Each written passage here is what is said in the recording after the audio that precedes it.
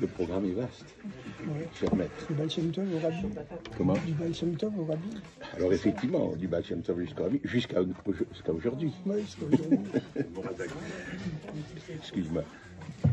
Vous savez, habituellement, le professeur prépare le sujet pour les élèves, pour un contrôle, mais j'ai l'impression aujourd'hui qu'il se sent également sous le contrôle du titre de notre conférence, du Baal Shem Tov jusqu'à nos jours.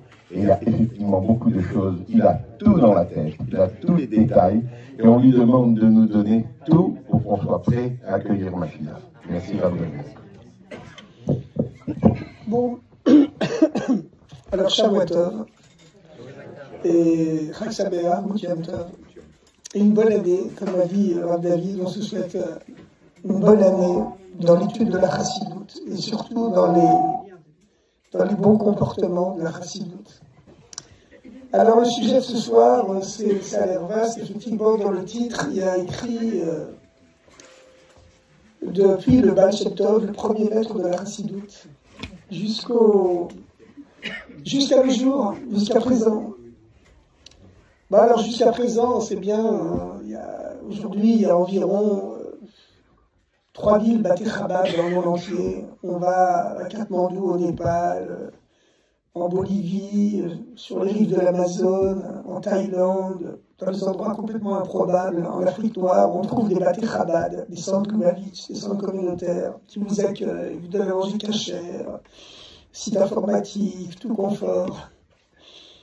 Il y a beaucoup de sang et de souffrance aussi, beaucoup de larmes dans l'histoire de la Chassidoute, qui sont cachés parce que la Chassidoute, c'est surtout la joie. Alors il y a une histoire comme ça que m'a raconté le chaliard de Lyon. Il y a beaucoup de shluchim aussi à Lyon. Il y en a 200 aujourd'hui quasiment en région parisienne. Il y en a à Lyon aussi une vingtaine, je pense.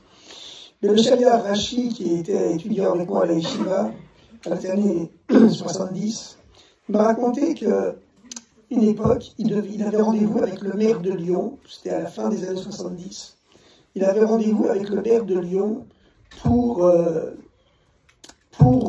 disposer d'une école, une grande école, pour construire une école juive à Lyon.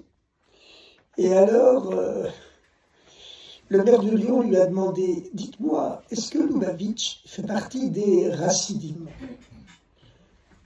Des Rassidim.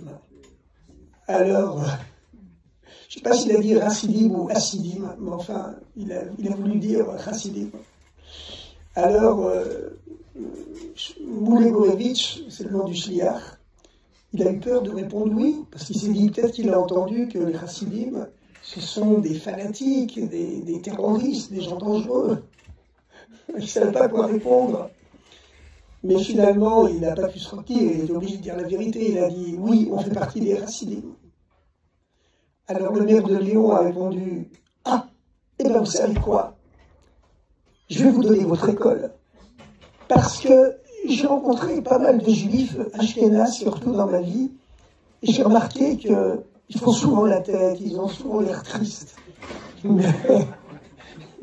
Mais j'ai lu des livres sur le chassidisme qui disent que la base du chassidisme, c'est la joie, et que les chassidim sont toujours joyeux.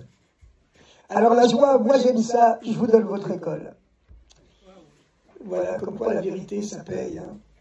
Alors effectivement, le premier maître du chassidisme, il a fait une grande révolution dans le judaïsme, une grande révolution en disant que la simcha, la joie, ce n'est pas dans le compte précis des 613 commandements de la Torah, parce que c'est plus haut que tous les commandements. C'est plus haut que tous les commandements. C'est la base du service de Dieu.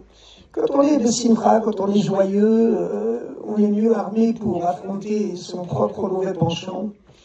Vous savez, il y a une métaphore qui est dite dans le Tanya, le livre de base de la Chassidut Chabad, c'est que lorsque deux hommes combattent, un est très costaud, mais il est triste. L'autre, il est tout faiblard, mais il est joyeux. C'est le petit faiblard, c'est le joyeux qui gagnera. Parce que c'est la joie qui fait remporter les victoires, à plus forte raison contre l'ennemi intérieur, l'ennemi spirituel intérieur, qu'on a toujours en nous.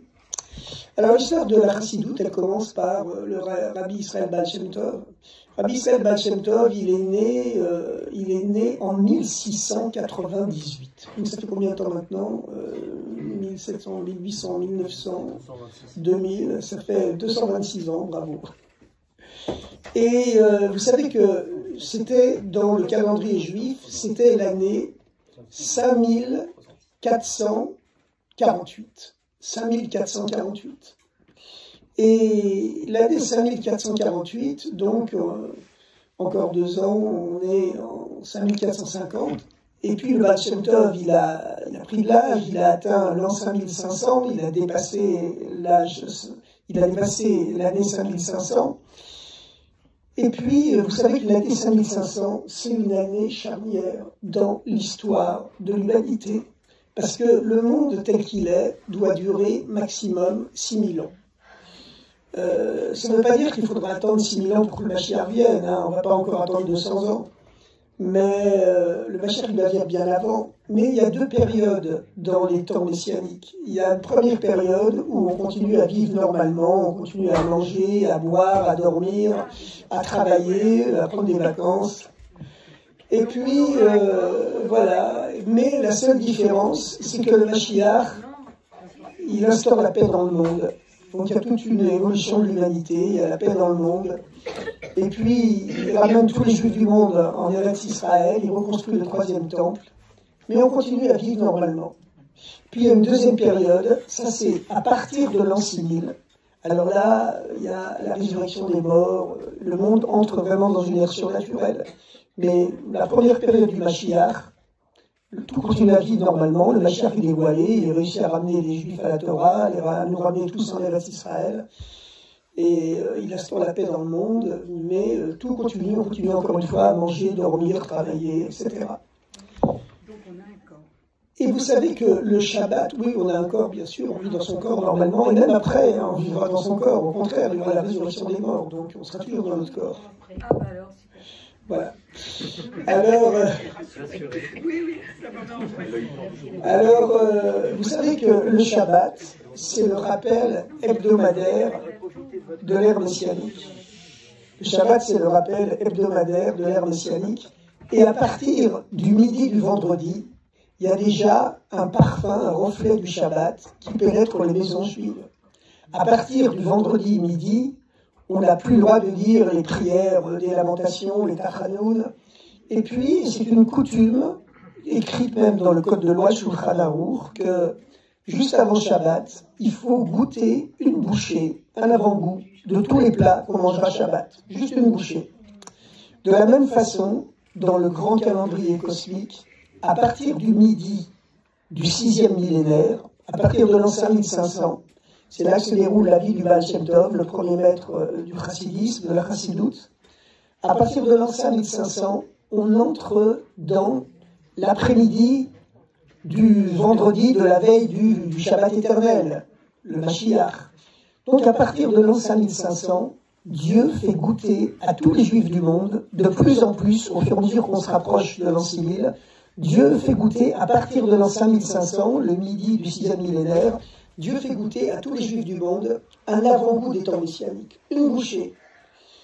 La meilleure preuve, c'est que Dieu a rendu à notre époque la terre d'Israël au peuple juif. C'est un avant-goût matériel des temps messianiques. Il a rendu une force à une armée juive, alors qu'on était auparavant le peuple persécuté, haïolotillé, ça ne sera plus, comme on dit. C'est un avant-goût des temps messianiques. Au temps messianique, il n'y aura plus besoin d'armée, il y aura la paix universelle, mais en attendant, au moins, le peuple juif a quoi se défendre. C'est quand même un avant-goût des temps messianiques.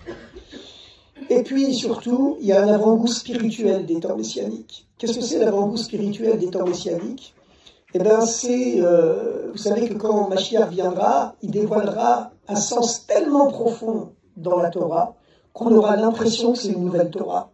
Il n'y aura pas une seule lettre qui sera changée dans la Torah, pas une seule lettre, mais le sens que dévoilera le Mashiach sera tellement profond, on aura l'impression que c'est révolutionnaire, c'est une nouvelle Torah.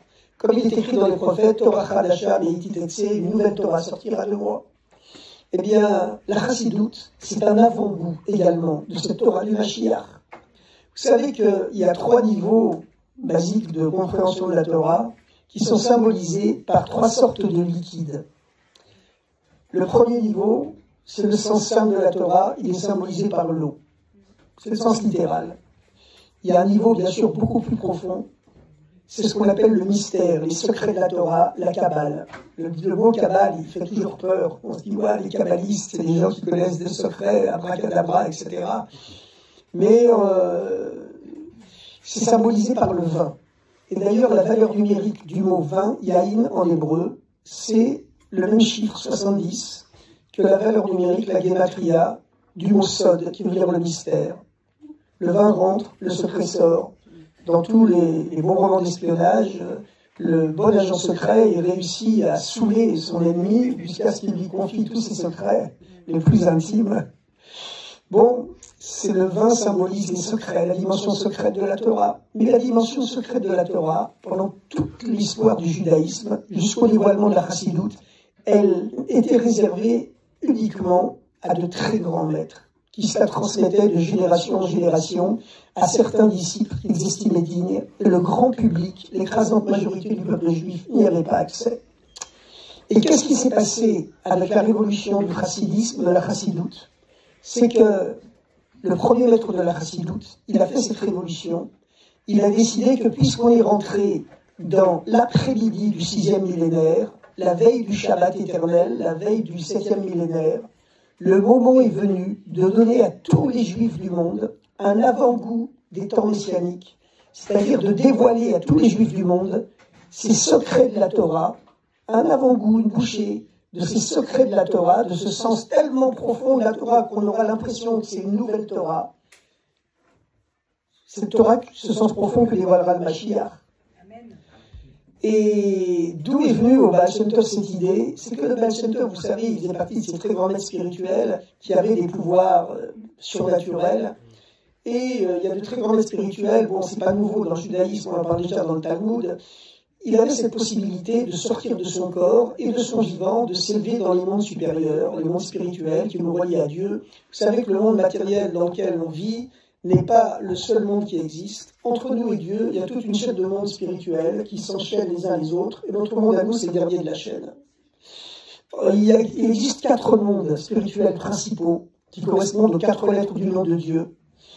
Et à travers ces 4 mondes, la lumière divine se voile progressivement, jusqu'à ce qu'elle arrive dans notre monde à nous. Quand elle arrive dans notre monde à nous, la lumière divine se voile complètement.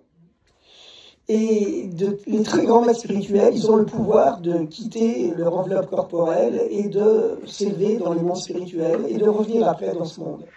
Il existe une lettre du Baal Shem Tov qu'il a écrite à son beau-frère qui était Rosh Yeshiva dans une yeshiva de kabbaliste à Jérusalem, dans laquelle le Baal Shem Tov lui raconte une expérience spirituelle extraordinaire qu'il a fait un jour. Le Baal Shem Tov écrit à son beau-frère, Rabbi Gershom de Kitov, il lui écrit « Écoute, Rosh Hashanah dernier, mon âme a quitté mon corps pendant la prière, et je suis monté dans les mondes supérieurs. » Il lui écrit en détail, c'est une très longue lettre, hein, il me faudrait 20 minutes presque pour vous la lire, mais je vous la synthétise en quelques mots.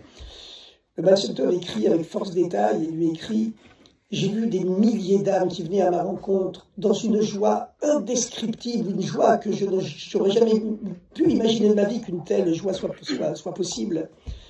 Et j'ai pensé même que j'avais quitté mon corps définitivement, que je ne reviendrais plus sur Terre. Mais les âmes m'ont réconforté en me disant « Pas du tout, tu es venu ici pour prendre des bénédictions, pour les ramener sur Terre, en faire profiter toute l'humanité. » Et je suis monté de niveau en niveau jusqu'à ce que je me trouve en présence du Mashiach. Et j'ai demandé au Mashiach, quand viendras-tu, maître? Et le Mashiach m'a répondu, quand les secrets de la Torah que tu connais jailliront dans le monde entier, à ce moment-là, je viendrai. C'est la fameuse phrase, lorsque jailliront tes sources, Chotza, à l'extérieur, à ce moment-là, je viendrai. Et le Baal Shem Tov a regagné son corps, et il a commencé ce travail, cette mission que lui avait confié le Mashiach, commencer à diffuser à tous les Juifs du monde les secrets de la Torah. C'était une grande révolution, c'était complètement inhabituel. Et en vérité, je vous ai dit, il existe 3 niveaux de compréhension de la Torah. Le premier niveau, c'est l'eau, le sens simple, littéral. Beaucoup plus profondément, c'est le secret de la Torah, la Kabbalah. Kabbalah signifie réception en hébreu. C'est-à-dire du mot les Kabel, qui veut dire recevoir. C'est-à-dire que les secrets de la Kabbalah ne sont pas le fruit d'une réflexion. Ils sont le fruit d'une réception. C'est-à-dire que les kabbalistes sont des gens qui ont une telle pureté spirituelle, qui se vident tellement de tout leur ego, qu'une fois qu'ils sont devenus vides de tout leur ego, ils sont capables de recevoir, comme le dit le terme Kabbalah, les Kabbel, recevoir, réception, ils sont capables de recevoir des vérités divines, et en général, ils reçoivent l'initiation par le prophète Élie, qui descend du Gan Eden, il descend du ciel pour leur transmettre les secrets de la Torah. Ça, c'est le niveau du Sod, le niveau du mystère qui est symbolisé par le vin. Mais il existe encore un niveau plus profond. Ça, c'est le niveau des secrets de la Torah que dévoilera le Mashiach. Il n'est pas comparé à l'eau ni au vin, il est comparé à l'huile. Et pourquoi l'huile? Parce que l'huile, symboliquement, elle flotte au-dessus de tous les liquides, même au-dessus du vin. Ce qui exprime symboliquement un niveau de compréhension de la Torah qui est encore au-dessus de la Kabbale traditionnelle. En ce niveau, la Kabbale traditionnelle, c'est le secret de la Torah de Moïse, de Moshe, le sens secret. Mais l'huile, ça symbolise le secret de la Torah que dévoilera le Mashiach. L'huile, sa particularité principale, c'est pas seulement qu'elle flotte au-dessus de tous les liquides. Tous les liquides éteignent le feu. Et l'huile, au contraire, miraculeusement, c'est elle qui allume le feu, qui l'entretient. Et surtout, l'huile, elle a cette double particularité paradoxale, c'est qu'elle ne se mêle à rien, et en même temps, elle pénètre tout. Lorsque dans la cache-route, il y a un mélange, par exemple, de plats de lait, de plats de viande, on téléphone au Rav pour lui demander qu'est-ce qu'il faut faire, si c'est à froid, si c'est à chaud, etc., etc., le Rav peut répondre quelquefois que c'est cachère. Mais s'il y a de l'huile dans le mélange, le Rav ne peut plus dire que c'est cachère, parce que l'huile pénètre tout, bien qu'elle ne se mêle à rien. Et c'est ça, ce secret de la Torah que dévoilera le Mashiach. On aura l'impression que c'est une nouvelle Torah. C'est un niveau tellement profond qu'il flotte au-dessus de tous les autres degrés de compréhension de la Torah, même la Kabbalah. Il ne se mêle à rien, mais il pénétrera l'ensemble de l'humanité. Et d'ailleurs, lorsque le premier Rabbi de Lubavitch a été condamné, a été mis en prison, la première lettre qu'il a écrite, il a écrit à son ami, le Rabbi de Berdichev, il lui a écrit tous les ministres de la cour du Tsar, tous les princes de Russie ont été émerveillés par les miracles que Dieu m'a accordés. Et les chassidim se sont demandé, mais c'est la seule chose qu'ils trouvent à dire, le Rabbi, que les princes, les goïms, les non-juifs ont été impressionnés.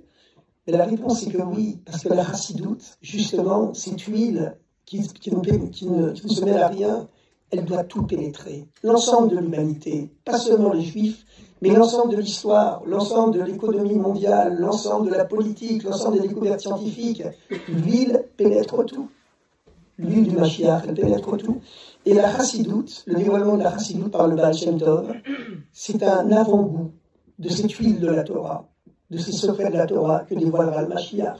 C'est aussi un approfondissement des secrets de la Kabbalah, mais c'est plus seulement les secrets de la Torah de Moïse, c'est déjà un avant-goût de la Torah du Mashiach. Bon, le Baal Shem Tov s'est rendu compte qu'il y avait une forte résistance dans le peuple juif à ces dévoilements inouïs. Et il s'est rendu compte qu'il avait été excommunié par certains rabbins. Il s'est rendu compte qu'il fallait aller doucement pour préparer le peuple juif. Donc, il ne dévoilait pas les secrets de la Torah directement. Vous savez, c'est comme quelqu'un qui a vécu dans une caverne obscure toute sa vie. On ne peut pas le sortir en plein midi au soleil, il risque de devenir carrément aveugle.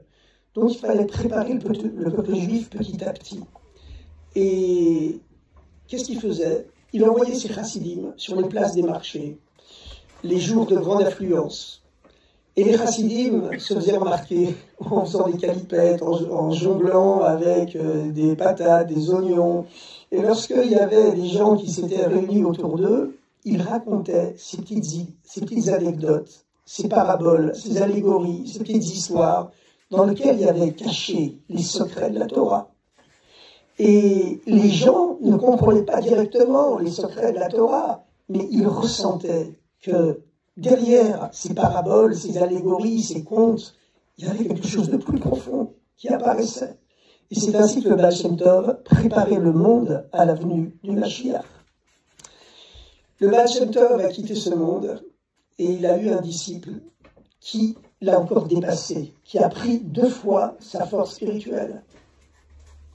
Qui a pris 2 fois sa force spirituelle. Tout le monde entend bien là, avec ce micro. Alors il a eu un disciple qui a pris 2 fois sa force spirituelle, qui l'a encore dépassé, qui est monté sur ses épaules pour voir plus loin que lui encore. C'était le rabbi Dov Ber de Mezerich. Alors vous savez, c'est pas exceptionnel dans l'histoire du judaïsme qu'un maître ait un disciple qui le dépasse. On dit qu'il y en a 2 qui sont jamais jaloux, c'est un père de son fils et un maître de ses élèves. Et on voit cette histoire déjà dans le Tanakh, dans la Bible, avec la fameuse histoire du prophète Eliyahu Hanavi et son disciple, Élisée. Il y a une fameuse histoire qui est racontée dans la Bible, dans le Tanakh, que Eliyahu Hanavi frappe les eaux du Jourdain pour sortir d'Eretz Israël, puisque le Jourdain marque la frontière, et les eaux du Jourdain s'ouvrent. Et il rentre dans le Jourdain à pied sec, entre 2 murs d'eau, avec son disciple Élisha. Et il demande à Élisha et Élisée, quel est ton vœu le plus cher? Élisha et Élisée répond, prendre 2 fois ta force. Et Eliyahu Hanavi lui répond, si tout à l'heure tu vois un char de feu attelé à des chevaux de feu, qui va venir prendre mon corps et emmener mon corps au ciel, tu prendras 2 fois ma force. Mais sinon, non. Ils ressortent du Jourdain, le prophète Élie frappe de nouveau les eaux du Jourdain d'un pan de son manteau, les eaux du Jourdain se referment, et quelques instants plus tard, les yeux de Élisha s'ouvrent, et il voit un char de feu attelé à des chevaux de feu qui se posent sur la terre, et Eliyahu Hanavi qui monte avec son corps dans ce char de feu et qui remonte dans ce char de feu au ciel. C'est la seule fois dans toute l'histoire du judaïsme où on raconte qu'un maître spirituel est remonté avec son corps au ciel tellement il avait réussi à raffiner son corps. La même chose entre le Baal Shem Tov et son disciple le Maggid de Mezerich.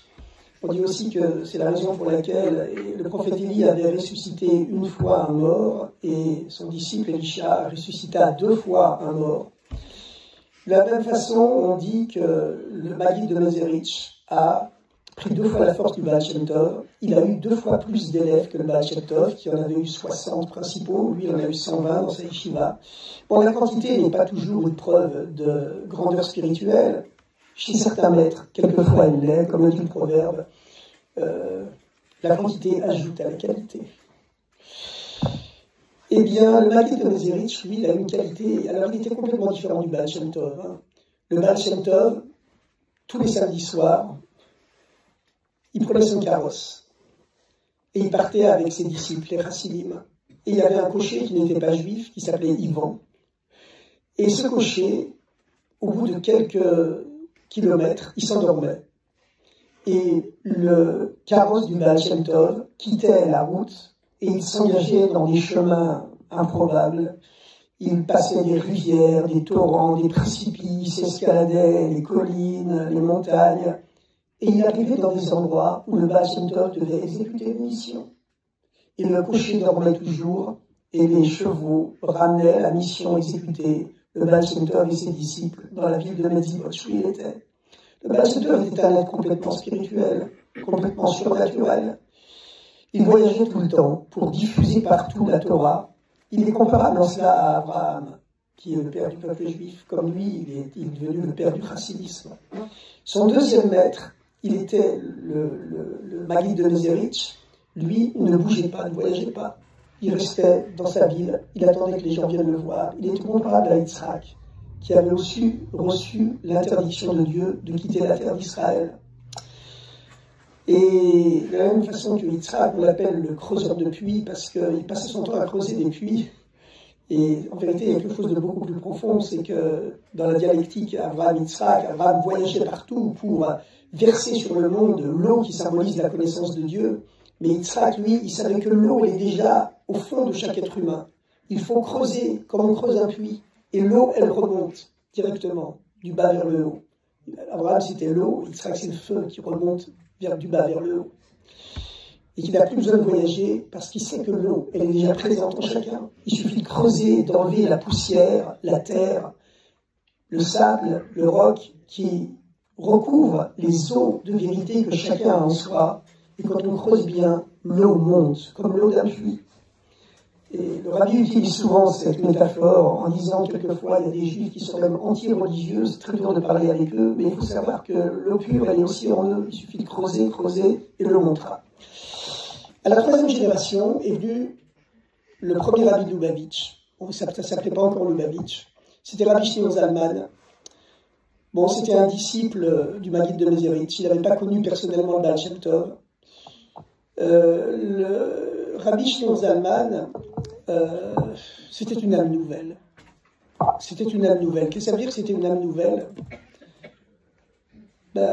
Vous savez qu'à partir de l'an 5500, la veille du Mashiach, il n'y a plus d'âmes nouvelles qui descendent dans ce monde. On est tous des vieilles réincarnations qui avaient déjà vécu de nombreuses vies. À la veille de la naissance du Admor Hazaken, de Rabbi Shneur Zalman, qui fut donc le premier rabbi de Lubavitch, le Baal Shem Tov se réjouissait, il se mettait à danser, même le jour de Yom Kippour, lui demandait qu'est-ce qui se passe. Il a dit, j'ai vu cette année une chose qui ne s'est pas produite depuis déjà plusieurs siècles. Une âme nouvelle va descendre dans ce monde pour dévoiler une nouvelle façon de servir Dieu, un nouveau chemin dans la Torah qui illuminera le monde jusqu'à la venue du Mashiach. C'est pour ça qu'il était tellement joyeux, tellement heureux. Après la naissance du Admor Hazaken, par contre, il était très triste. On lui a demandé qu'est-ce qui se passe. Il dit, j'ai vu que cette âme nouvelle connaîtra une très forte opposition. Il y aura une très grande résistance qui condamnera cette âme nouvelle, qui sera obligée de les combattre. Et le Baal Shem Tov a interdit que le Admor Hazaken entende parler de lui. Il a reçu l'interdiction du ciel de rencontrer le Admor Hazaken, Rabbi Shneur Zalman, pour ne pas l'influencer. Parce qu'il était impossible de rencontrer le Baal Shem Tov sans être influencé par lui. Et le Baal Shem Tov, c'était le chassidisme du cœur. Et le Admor Hazaken, c'est le chassidisme de l'intellect. Et l'intellect, comme physiquement la tête est plus haute que le cœur, l'intellect, l'esprit, il est aussi spirituellement supérieur au cœur. Tout le but de la vie, c'est que l'intellect, l'esprit, domine le cœur et ne se laisse pas dominer par le cœur. Une fois, un des rabbis de Lubavitch a rencontré le père de la psychanalyse, Sigmund Freud, à Vienne. Et Freud a demandé au rabbi, qu'est-ce que vous faites dans la vie? Le rabbi a dit, j'enseigne la chassidoute. Freud a demandé au rabbi, c'est le rabbi Rachab, Rabbi Shalom Delber, le 5e rabbi de Lubavitch, il lui a demandé, qu'est-ce que c'est la chassidoute? Et le rabbi a répondu, la chassidoute, c'est que l'esprit, l'intellect, enseigne au cœur ce que lui, le cœur, doit désirer. Et Freud s'est interloqué, il a dit, mais c'est impossible. L'intellect, le cerveau et le cœur, ce sont deux ennemis. Impossible de les faire communiquer. Et le rabbi a répondu, au moins jeter une ligne téléphonique entre les deux. Bon, on est à l'époque du Maguide de Mézeritch. Alors le Maguide de Mézeritch, vous savez, c'est le deuxième jour de la création, comme le Baal Shem Tov était le premier jour de la création. Donc le premier jour, Dieu a créé l'eau et la lumière, ça va tout seul. Le deuxième jour, Dieu a divisé tout ce qui existe, c'est la rigueur, le jour de la rigueur. Alors le Maguide, lui, il a structuré toute l'Europe centrale en envoyant un chaliar qui est devenu le rabbi dans son domaine. Et de façon extrêmement rationnelle. Bon, troisième génération, c'est déjà Rabbi Shneur Zalman. Qu'est-ce qui se passe avec Rabbi Shneur Zalman? Rabbi Shneur Zalman, on se trouve déjà à la fin du XVIIIe siècle, début du XIXe siècle. Il décide que le moment est venu de ne plus dévoiler les secrets de la Torah uniquement par des petites histoires, par des anecdotes. Il décide que le moment est venu de dévoiler directement les secrets de la Torah et de les mettre carrément à la disposition de tous les Juifs du monde. Et alors qu'il commence ce travail, il écrit un livre qui au départ fait 53 chapitres, qu'on appelle le Tanya. Et dans ce livre, il commence à dévoiler directement les secrets de la Torah à tous les Juifs du monde. Et puis, il y a de grands obstacles dans sa vie. Il y a de grands obstacles dans sa vie. Et il se rend compte qu'il reçoit des messages du ciel, qu'on ne le laissera pas continuer. Et il ne sait plus quoi faire. Et il fait comprendre au Chassidim que lui-même va bientôt quitter ce monde. Et c'est une histoire les plus tragiques, hein, les plus émouvantes, les plus impressionnantes dans toute l'histoire de la Chassidoute. C'est sa fille, qui s'appelle Dvorah Léa, qui va se sacrifier pour son père. Les Chassidim, les grands Chassidim, et ses enfants comprennent que la vie de l'Admor Zaken est en danger, qu'il est condamné par une accusation céleste, parce qu'il a trop dévoilé les secrets de la Torah dans son livre. Et sa fille décide de se sacrifier pour son père. Elle va trouver 3 grands rabbins, 3 rabbinim. Elle leur dit, je vous demande de m'écouter, de répondre amen à ce que je vais dire, sans poser de questions. 3, devant l'arche sainte, la Aron HaKodesh, ouvert devant les rouleaux de la Torah. Les 3 rabbinim disent, excusez-nous, on veut savoir de quoi il s'agit. Et la fille du rabbi répond, non, je vous demande de me poser aucune question, de faire un tribunal, un psak-din, devant l'arche sainte, avec les rouleaux ouverts devant vous, et de répondre amen à ce que je dirais.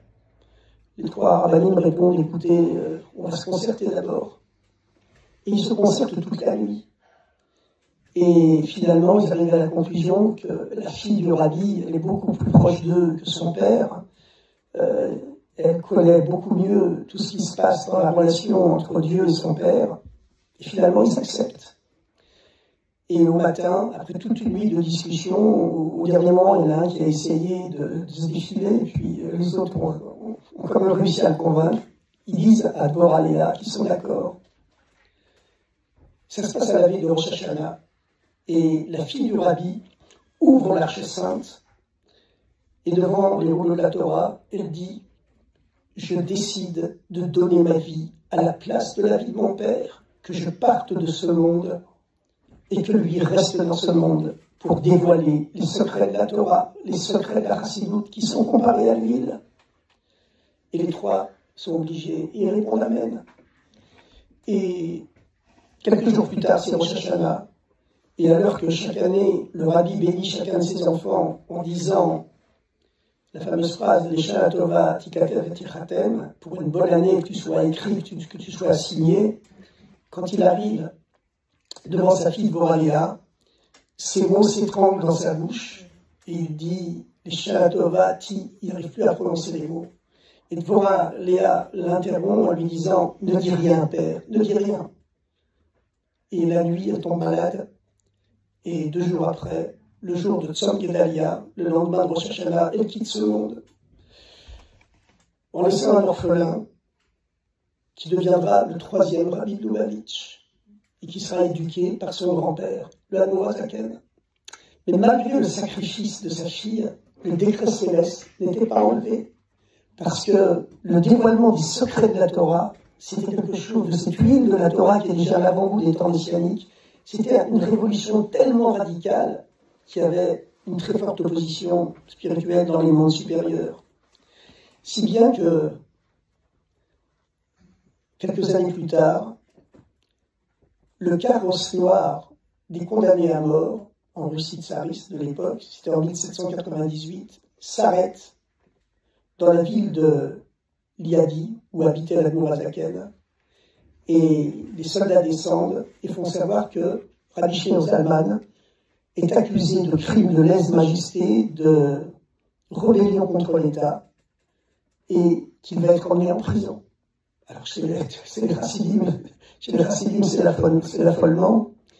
Et le Admor Zaken lui-même se réfugie dans une arrière-cour et il demande conseil à un de ses Chassidim après avoir réfléchi quelque temps. Et il consulte un de ses chassidim. Alors, les chassidim, à l'époque, c'était des gens particuliers. Et ils avaient un comportement parfois pittoresque qu'on ne trouve plus vraiment aujourd'hui. Il consulte un de ses chassidim qui était réputé pour son insolence. Et il lui demande, c'était le Rav Shmuel Monkes, il lui demande, Shmuel, est-ce que je dois monter dans ce carrosse? Je dois me laisser emprisonner? Ou je dois m'enfuir? Et le chassid, avec son insolence habituelle, lui répond, je ne comprends pas votre question. Si vous êtes un rabbi, les balles ricocheront sur votre corps. Et si vous n'êtes pas un rabbi, de quel droit avez-vous enlevé les plaisirs de ce monde matériel à tellement de milliers de juifs? Et la réponse plaît au rabbi. Il monte dans le carrosse noir. Et il va rester en prison 53 jours contre les 53 chapitres de son livre le Tanya, dans lequel il avait commencé à dévoiler ces fameux secrets de la Torah qui sont comparés à l'huile. Et le dernier jour de son emprisonnement, c'est lui-même qui l'a raconté, il reçoit la visite du Baal Shem Tov et du Maguid de Mézérich, qui sont descendus du ciel, du Gan Eden, pour lui apparaître dans sa prison. Et il leur demande quelle est la vraie raison de mon séjour en prison. Ils lui répondent, il y a une accusation contre toi. Dans le tribunal céleste, on t'accuse de trop dévoiler les secrets de la Torah. Et il répond, est-ce que je dois arrêter? Et les 2 maîtres qui sont descendus du ciel lui répondent, non, maintenant que tu as entrouvert la porte, au contraire, tu dois l'ouvrir en grand. Et il lui donne la liste des 22 questions que le tribunal du Tsar lui posera le lendemain et les 22 réponses qu'il faudra donner. Et il éblouit tellement ses juges le lendemain qu'il est innocenté. Et ce jour-là, c'est le 19 qui se lève. C'est ce jour-là, donc, que le tribunal céleste a mis son verdict, qu'il accepte finalement que le moment est venu de dévoiler au grand jour les secrets de la Torah. C'est une de la Torah, c'est avant-goût de la Torah des temps messianiques. Donc, c'est une nouvelle période qui commence pour le peuple juif. Est-ce qu'il y a des questions à poser jusque-là? Bon, c'est marrant parce qu'il y a un écho ici, j'entends ma voix qui sort quelques instants après avoir parlé. C'est comme ça pour tout le monde? Oui, aussi, oui, parce que le son qui sort de l'enceinte se répercute dans votre micro. Ah oui, c'était comme ça aussi quand David avait parlé tout à l'heure. En fait, l'idée c'est de poser l'enceinte là-bas pour que Bon, tout le monde entend bien quand même. Parce que c'est un peu... Ça vous gêne peut-être? Ouais, ça me gêne. Je m'entends parler après avoir parlé, c'est bizarre. Non, peut-être. Bon, enfin, c'est pas grave. Allez. Le plus simple, c'est de te déplacer. Oui, aussi. Ah, voilà. Voilà. Mets-toi ici. Voilà. Mets-toi ici. Là, tu seras loin de là. Loin du micro, et là, tu entendras moins.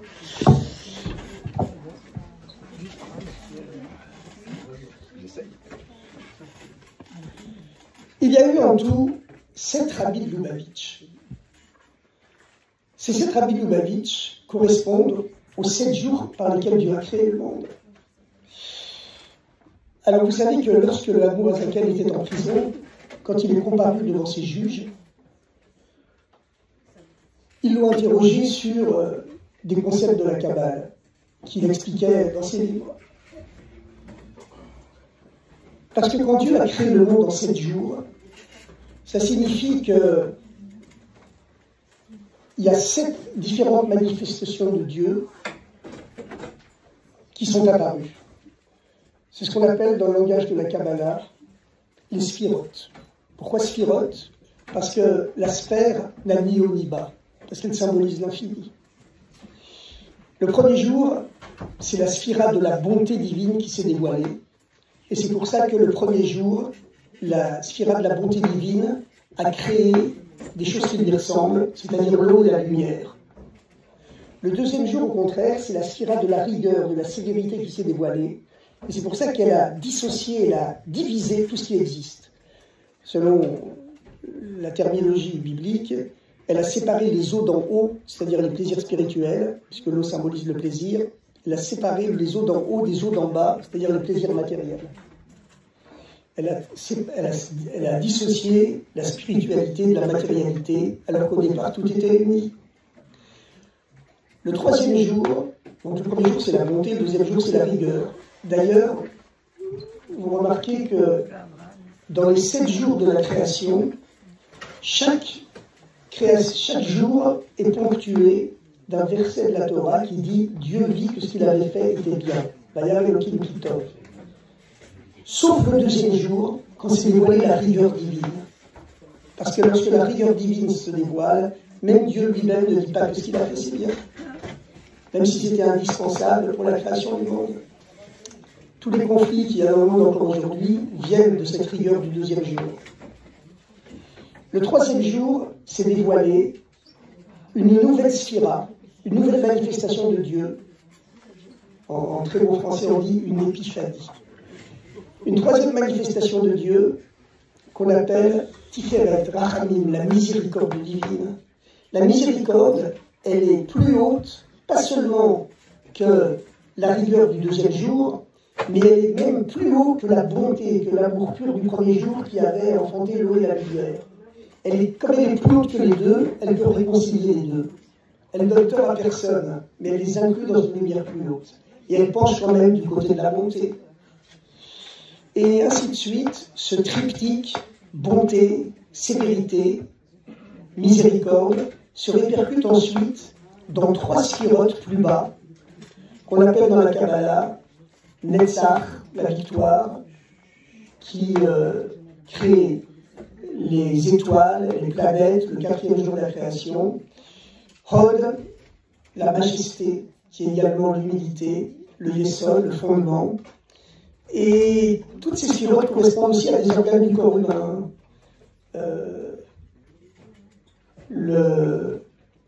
La bonté et la rigueur sont les poumons, la miséricorde c'est le cœur, les 3 sphirotes suivantes, ce sont dans l'homme, les reins et l'organe génital. Et puis, la dernière sphira, c'est elle qu'on appelle la royauté. Parce que c'est par cette sphira que Dieu règne sur le monde. Et chez l'être humain, c'est la capacité de chacun de nous, puisqu'on est tous créés à l'image de Dieu. Quand la Torah dit qu'on est créé à l'image de Dieu, ça veut dire qu'on est créé à l'image des 7 forces par lesquelles Dieu a créé les 7 jours du monde. Et c'est cette sphira qu'on appelle la royauté, elle permet à chacun de nous de régner sur son environnement, à travers nos pensées, nos paroles et nos actions. Alors, quand le Admorazaken était en prison, les juges lui ont dit « Mais vous faites preuve de lèse-majesté, de rébellion contre le tsar, contre l'empereur. Vous écrivez que la royauté, c'est en dessous de tout. » Parce que c'est la dernière, la plus basse de toutes les sphirotes, qui reçoit la lumière des 6 sphirotes précédentes pour les dévoiler justement dans le monde.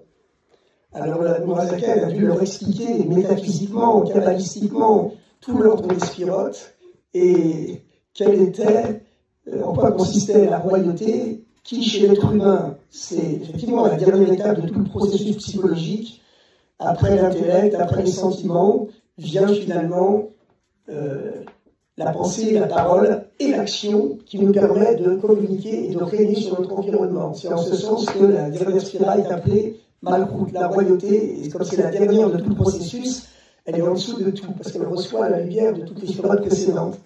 Bon, alors les juges écoutaient cela complètement ébahis. Ils n'avaient jamais entendu parler de ce genre de commentaires. Et le Admorazaken, finalement, a commencé à leur dévoiler à eux donc ce qui s'offrait les plus profonds de la Torah. Je vous ai parlé des 7 sphirotes, et les 7 rabbis de Lubavitch correspondent à ces 7 sphirotes. C'est le retour des 7 sphirotes dans le monde. Ces 7 sphirotes étaient déjà intervenus dans le monde, avec Abraham, qui était l'expression aussi de la bonté du premier jour, Yitzhak, qui était l'expression de la rigueur divine du deuxième jour, Yaakov, qui est l'élu des patriarches. Yaakov, c'est l'élu, le 3e des patriarches, parce que Abraham n'avait pas réussi, malgré toute sa bonté, tout son amour, il n'avait pas réussi à transmettre le judaïsme son propriétaire spirituel à tous ses enfants, puisque Ishmaël, c'est devenu l'ancêtre du monde arabo-musulman. Yitzhak non plus n'avait pas réussi à transmettre tout son judaïsme à ses deux enfants, puisque Ésaü, Esav, son jumeau aîné, est devenu l'ancêtre du monde de l'Occident chrétien. Jacob, lui, a réussi, malgré toutes les épreuves, à transmettre le judaïsme à tous ses 12 fils. Personne n'a créé de civilisation étrangère. C'est l'élu des patriarches parce qu'il est l'expression de la miséricorde divine, qui est plus haute à la fois que la bonté du premier jour qui a créé l'eau et la lumière, et la rigueur du deuxième jour qui a divisé tout ce qui existe. Cette fameuse rigueur pour laquelle Dieu lui-même a refusé de dire que ce qu'il avait fait c'était bien. Par contre, le troisième jour, quand se dévoile la miséricorde divine, eh bien, la Torah écrit 2 fois que Dieu a vu que ce jour-là, ce qu'il avait fait était bien. C'est pour ça qu'on dit que le mardi, le 3e jour de la semaine, dimanche, lundi, mardi, c'est un jour qui porte bonheur. C'est le jour où Dieu dit chaque fois que ce qu'il a fait, c'est bien. Bien pour le ciel et bien pour les hommes. Tov la Shamaïm, bien pour les cieux. Tov la Briout, et bon, bien pour la santé matérielle et spirituelle. Donc, le Admour Hazaken, c'est le premier rabbi, et puis ensuite, il y a son fils qui lui succède. Alors, son fils, voilà, c'est un peu la même dialectique qui existe entre Abraham et Yitzhak. Son fils, il est extrêmement rigoureux. Alors, vous savez qu'il y a des phénomènes très étranges dans l'histoire juive qui n'existent plus aujourd'hui. Il n'en existe que des relents, que des petits restes. Et malheureusement, ces petits restes existent toujours. C'est le problème de l'excommunication. Les Juifs, on ne sait pas pourquoi, ils ont toujours adoré s'excommunier les uns les autres. C'est malheureux. On dit que le temple de Jérusalem a été détruit à cause de la haine gratuite. Et ce phénomène d'amour de l'excommunication, il nous poursuit depuis des milliers d'années. Puisque c'est à cause de cette haine gratuite que le deuxième temple a été détruit. On a vu ça à l'époque de Maïmonide. Maïmonide, le Rambam, qui vivait au XIIe siècle, a été excommunié par les plus grands rabbins de son temps. Il a fallu quelques siècles avant que tout le monde se réconcilie autour de son œuvre. Et à partir de la fin du Moyen-Âge, jusqu'à nos jours, il est considéré comme le plus grand maître du peuple juif au cours du Moyen-Âge.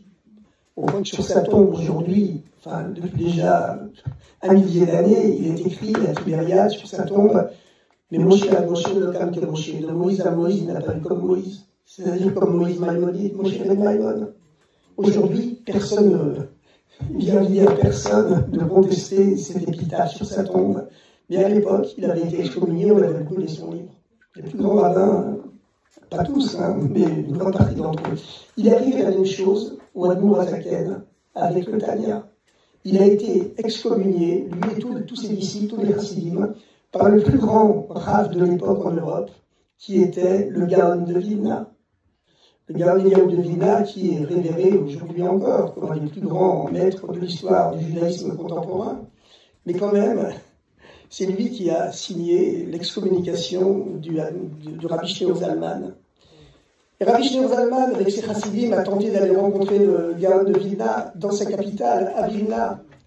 Mais le Gaon a quitté la ville pour ne pas le rencontrer. Et le Admour Hazaken a demandé l'arbitrage des kabbalistes du monde Sfarad.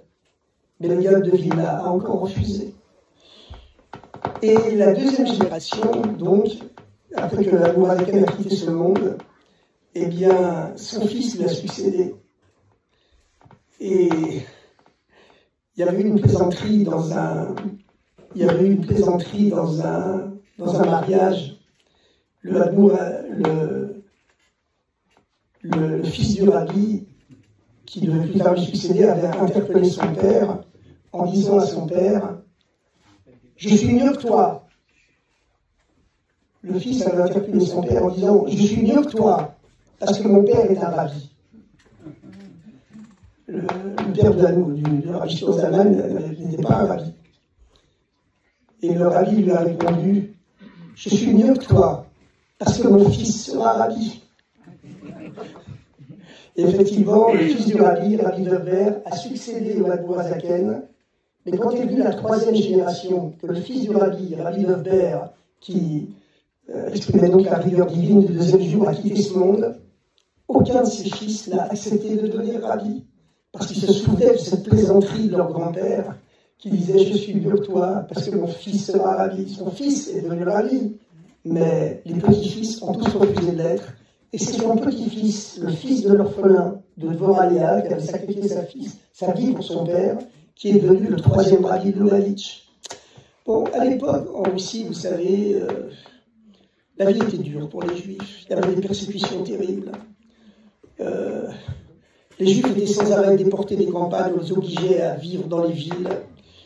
Bon, il y avait des persécutions, il y avait des pogroms. Et bon, en 1826, il y a eu un décret que un certain pourcentage des enfants juifs devaient être incorporés de force dans l'armée du tsar à l'âge de 10 ans. Et c'était un drame pour la communauté juive, évidemment. Il y avait des kidnappeurs professionnels qui venaient arracher les enfants dans leur famille pour accomplir ce quotient. Et si les rabbinim, les chefs communautaires, n'apportaient pas le quota d'enfants destinés à l'armée, mais l'armée, attention, c'était 25 ans d'armée, où on faisait tout pour les convertir au christianisme. Les enfants étaient perdus pour leur famille, mais aussi perdus pour le judaïsme. Il y a eu des dizaines de milliers d'enfants juifs qui ont été ainsi perdus pour leur famille. C'était une des plus grandes catastrophes, des plus grandes souffrances qui soient arrivées dans toute l'histoire du peuple juif sur des milliers et des milliers d'années. On appelait ces enfants les cantonistes, parce qu'ils partaient dans les campements de Sibérie. Et les familles ne les voyaient plus.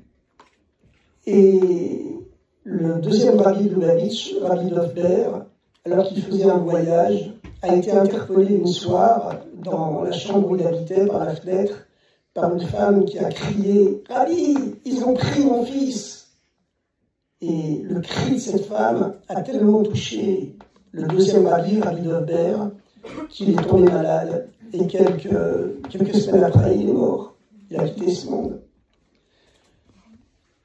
Lui a succédé donc le fils de Dvorah Léa, le petit-fils de Rabbi Shlomo Zalman, qu'on appelle l'Admor Hazaken, l'ancien rabbi, parce qu'il était le premier des 7 rabbis de Lubavitch. Et lui, le Tzemach Tzedek, il était l'incarnation de la troisième sphira, de la création du monde, la miséricorde divine. C'est lui qui a réussi à réconcilier les opposants à la Chassidoute, les disciples du Gaon de Vilna, qui avaient excommunié son grand-père. Il a réussi à réconcilier tous les opposants avec les Chassidim, et ça a été la fin de la guerre entre Chassidim et opposants. C'est bizarre ce bruit, un bruit bizarre. Ça grésille. Il faut peut-être baisser un peu le son. Comment? Baisser un peu, ça va peut-être moins grésiller. C'est les mouvements du micro. Enfin, après, je suis pas professionnel. Donc, on arrive à cette troisième génération et le Tzemach Tzedek met en place, le Tzemach Tzedek met en place tout un système qui permet de sauver les cantonistes. Il y avait beaucoup d'enfants qui mouraient le long du voyage vers la Sibérie et le Tzemach Tzedek s'arrangeait pour qu'il y ait tout un trafic pour faire passer les enfants morts comme s'ils étaient vivants et ainsi préserver ceux qui étaient vivants pour les arracher au cantonnement militaire et les ramener, non pas dans leur famille, parce qu'ils auraient été rattrapés par la police, mais au moins les faire adopter par d'autres familles juives loin de chez eux. C'est seulement dans la deuxième moitié du XIXe siècle que le système des cantonistes a été aboli en Russie par le tsar Alexandre Ier, qui avait également aboli le servage, et qu'on avait appelé le tsar libérateur. Le quatrième rabbi de Lubavitch a été le plus jeune des 7 fils du Tzemach Tzedek, Rabbi Shmuel. C'était un rabbi exceptionnel, bon, comme tous les rabbis. Hein. Mais vous savez quoi? Je vais vous dire une chose. Toutes ces histoires, elles sont racontées en détail dans ce livre que j'ai écrit. Il y a beaucoup de gens qui l'ont lu déjà. On peut lever la main les gens qui ont déjà lu ce livre. Il n'y a pas beaucoup de gens qui l'ont lu. Ben, je vous recommande de le lire. Voilà, je me propose de le dédicacer à la fin de cette séance. En vérité, c'est très spécial. La vie des rabbis Lubavitch, le quatrième rabbi, alors lui, il représentait la sphira de la royauté divine. Netzach, la victoire. C'est la sphira du quatrième jour de la création, puisqu'il y a le quatrième rabbi, qui a créé les étoiles, les planètes, etc. Et alors, tout enfant, il était très spécial, il était très riche. Il jouait à la loterie nationale russe, il a gagné plusieurs fois. Il était multimillionnaire, mais il avait donné le soir à tous les pauvres de Russie tout ce qu'il avait gagné pendant la journée. Il jouait à la bourse, il gagnait des sommes folles, jamais il perdait. Et le soir, il avait distribué tout ce qu'il avait gagné dans la journée. On dit qu'un rabbi, c'est cela, c'est quelqu'un qui donne le soir, qui a donné le soir tout ce qu'il a reçu le matin. Et on lui doit la fameuse devise, il dit « a priori au-dessus ». C'est-à-dire que le monde dit que lorsqu'on a un obstacle, on essaie de se faufiler en dessous, de le contourner par en dessous. Moi je dis a priori au-dessus, on passe au-dessus. Les pogroms en Russie ont commencé à son époque, et à la suite de l'assassinat du tsar libérateur Alexandre Ier, du coup son successeur Alexandre II a décidé de créer un antisémitisme d'État encore plus fort que celui qu'il y avait avant, et d'essayer de détourner le mécontentement populaire sur les Juifs, avec la fameuse stratégie du bouc émissaire. Le Juif a toujours incarné dans l'histoire, mais là c'était exponentiellement amplifié. Et donc le Rabbi Maharash, avec sa devise « a priori on passe au-dessus », eh bien c'est lui qui menaçait les ministres lorsqu'il les rencontrait de rencontrer les grands banquiers, les grands hommes politiques occidentaux, et de créer un boycott de toute l'économie russe et d'écraser l'économie russe si la Russie continuait ses pogroms. Il a réussi dans certains cas, mais il a quitté ce monde à son tour. Et puis il lui a succédé le Rabbi Shalom Goldberg, le Rabbi Rachab, et puis finalement le Rabbi précédent. Bon, alors vous savez, le Rabbi précédent, il a eu une vie terrible. Hein. Il a eu une vie terrible, le Rabbi précédent. Il a connu les 2 guerres mondiales. Il passait son temps à défendre les Juifs dans les pogroms en Russie. Et puis ensuite, quand il y a eu le communisme, ça a été encore pire. Et finalement, est-ce qu'on m'entend sans micro? On m'entend sans micro? Non, c'est mieux avec le micro? Ouais, c'est mieux, d'accord. Donc il a eu une vie terrible. Et sous le communisme, finalement, il a été condamné à mort. En 1927, l'année où Staline a pris le pouvoir. Il a écrit lui-même le récit de son séjour dans les prisons russes. Il raconte que quand il arrive... Alors moi j'ai écrit ça, j'ai eu le mérite, grâce à Dieu, de traduire le journal qu'il a écrit, dans lequel il raconte son enfance, l'éducation qu'il a reçue de son père, et son séjour dans les prisons russes. Enfin, il a été emprisonné 7 fois. 5 fois au temps du tsar, 2 fois au temps du communisme. La 7e fois, ça a été la pire. Il raconte que quand il arrive dans sa cellule, il y a déjà 3 détenus dans sa cellule qui l'accueillent. Et il y en a un qui est juif, qui le reconnaît, et qui lui dit « Rabbi, vous savez quoi? Essayez de dormir 1 heure pour vous reposer un peu. Parce que dans 1 heure, on va commencer à arracher les prisonniers dans leurs cellules et à les fusiller dans la cour. Les fusillades durent toute la nuit. Il vous reste 1 heure avant que ça commence.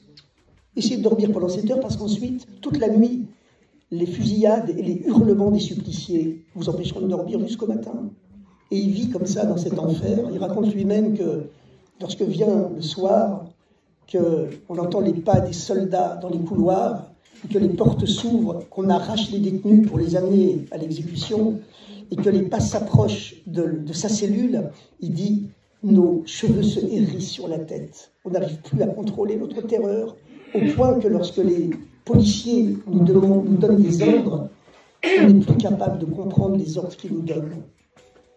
Et à un moment donné, il est emmené au dehors de sa cellule et il se retourne pour voir si qu'au début, il se rend compte qu'il pleure parce qu'ils sont sûrs de ne plus jamais le revoir. Et les soldats qui l'accompagnent, effectivement, lui annoncent qu'il sera fusillé le lendemain. Et finalement, il est amené, après un séjour de plusieurs semaines en prison, il est amené devant le chef de la prison et il voit la sentence posée à l'envers, donc vers le chef. Il y a écrit son nom, il y a écrit condamné à mort, c'est raturé d'un trait rouge. Il y a écrit 10 ans de Sibérie. Il y a écrit niet, non. Il y a écrit 3 ans de relégation dans une petite ville de Russie, où il sera coupé de toute relation avec le monde extérieur pendant 3 ans. Il pourra se déplacer librement dans la ville, mais il sera exilé pendant 3 ans. Il a écrit oui. Et il demande quand est-ce qu'il part et quand est-ce qu'il arrivera dans cette ville de relégation. On lui dit, vous arriverez samedi. Il dit, ah bon, vous voulez me faire profaner Shabbat? Je reste en prison. Bon, il a eu un séjour en prison très très impressionnant parce qu'il avait décidé dès le départ qu'il n'écouterait personne. Et enfin, je ne peux pas tout vous raconter en détail parce que c'est très long, mais il est devenu le maître de la prison. Tout le monde lui obéissait. C'est un phénomène complètement fou qui s'est passé. Il raconte que la première fois qu'il arrive en prison, quand il arrive en prison, la GPU, la police, c'est la Gestapo soviétique, elle a décidé de le faire tuer sans jugement. On le pousse dans un couloir à gauche, où il y a un bourreau qui l'attend pour le tuer d'une balle dans la tête. Et lui, il bouscule les soldats et il dit, quand on est perdu, on tourne à droite. Et il part dans le couloir à droite, et les soldats sont tellement ébahis par son comportement qu'ils ne réagissent pas. Et c'est comme ça que le premier soir, il a été sauvé. Ensuite, alors, il y a des épisodes incroyables qui racontent. Il raconte qu'il y a un système de torture psychologique dans les prisons soviétiques en 1927. D'ailleurs, le livre qu'il a écrit s'appelle « Traité de l'enfer ». Traité de l'enfer, premier cercle, deuxième cercle, troisième cercle. Malheureusement, je n'ai plus qu'un seul exemplaire de ce livre où j'ai traduit son journal. C'est un très grand écrivain. Il aurait pu être prix Nobel de littérature, Rabbi Yosef Yitzhak de Lubavitch. C'est incroyable ce style qu'il avait. Quand il décrit le moment où la police soviétique fait irruption à 2h moins le quart du matin, il écrit, par exemple, les aiguilles de l'horloge, noires comme des ailes de corbeau, indiquent 2h moins le quart du matin. C'est un style très poétique, en même temps très précis, très vif, très incisif. Et il raconte que lorsqu'il arrive dans la première salle des interrogatoires, il crie, on n'entend rien. Un silence total règne dans cette salle. Ici, le silence imprègne tout. Il existe 50 prisonniers qui sont interrogés par 50 femmes policières. Les femmes policières ont toutes une cigarette à la bouche. Et les détenus qui sont terrorisés, évidemment, ne fument pas. Et chaque femme policière pose des questions uniquement à voix basse. Et les détenus sont mis dans une telle condition psychologique qu'eux aussi n'osent répondre qu'à voix basse. On n'entend que le bruissement des plumes sur le papier. Et il se trouve devant la femme, devant la secrétaire qui l'interroge, qui lui demande son nom. Il lui dit, je vous donne mon nom, mais vous savez très bien qui je suis. Donc je vous donne mon nom, mon prénom et mon adresse, mais c'est pas la peine de me poser des questions. Vous êtes venu m'arrêter chez moi parce que vous me connaissez très bien. Donc je réponds à aucune question. Elle lui demande, mais votre métier? Il dit, mon métier, je suis chercheur de Dieu. Chercheur de Dieu, mais c'est pas un métier qui figure dans l'annuaire des professions de l'Union soviétique. Il nous faut un métier qui soit conforme à l'annuaire des professions de l'Union soviétique qui est ici. Quelle est votre vraie profession? Je suis chercheur de Dieu, je n'ai pas d'autre profession. Et il commence à lui expliquer, d'après la Chassidut, le secret de la Torah, qui est Dieu, où est Dieu, Dieu est partout, où n'est-il pas, Dieu est tout, et tout est Dieu. Et Saint-Hilaire, il demande, ça ne vous dérange pas si je fume? Et la secrétaire est tellement éberluée dans ce système de terreur psychologique, personne n'aurait jamais osé lui poser une question pareille. Alors elle dit Et alors le rabbi continue à écrire dans son style exceptionnel. À ce moment-là, 3 officiers supérieurs entrent dans la salle. Alors il avait écrit auparavant que, au milieu de toutes les secrétaires qui interrogent des soldats, il y a 3 gardes qui observent tout le monde d'un air vindicatif, avec les yeux fixés sur chacun. Il dit, quand les 3 officiers rentrent dans la salle, l'ange de la mort rentre dans la salle. Les secrétaires, les femmes policières, se recroquevillent encore davantage sur leurs feuilles.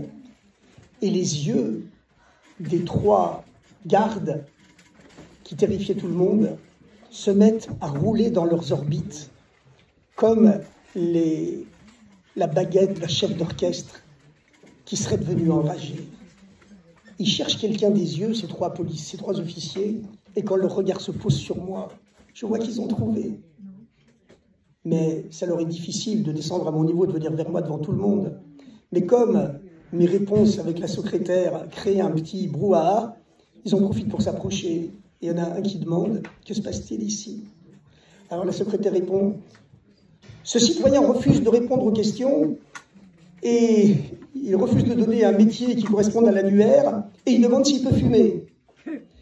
Et bon, tout le monde a entendu parler du rabbi de Lubavitch, hein, c'est plus que le grand rabbin de Russie. Il dirige dans toute l'URSS un réseau clandestin de yeshivot clandestines. C'est ce qui lui a valu justement d'être emprisonné.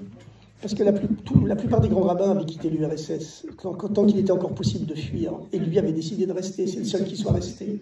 Et donc il dirigeait tout le système de l'étude du judaïsme clandestin en URSS. Et il y a une espèce de guerre psychologique qui commence entre lui et l'officier qui l'interroge. Et l'officier répond, ce n'est pas encore interdit de fumer ici.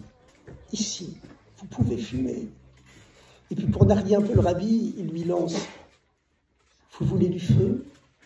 Et le rabbi écrit, je sors des allumettes et je réponds, merci, j'ai ce qu'il faut.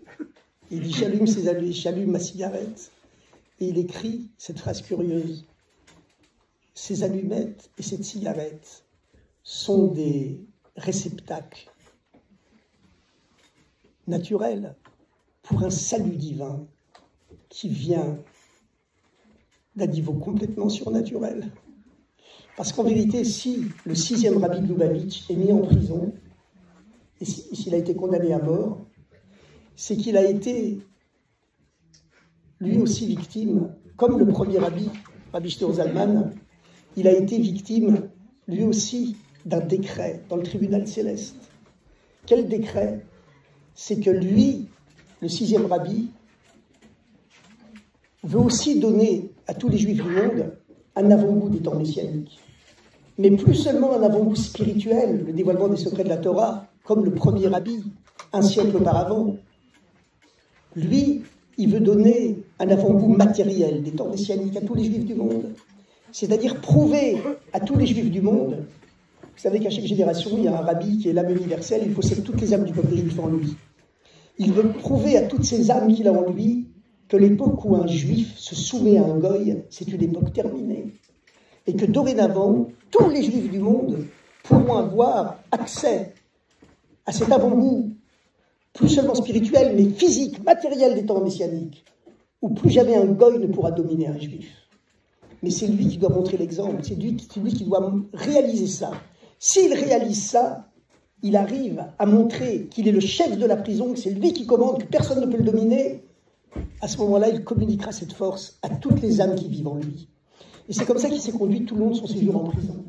Bon, ça a commencé dès qu'il est venu se faire arrêter. Alors, il est venu se faire arrêter par 2 juifs. Les 2 officiers qui sont venus l'arrêter, c'était 2 chefs de ce qu'on appelait à l'époque la Yevsek, la section juive du Parti communiste. savez que le communisme, ça a été un véritable messianisme. Hein. Vous savez que le communisme, l'idéologie communiste a été créée par un juif allemand qui s'appelait Karl Marx.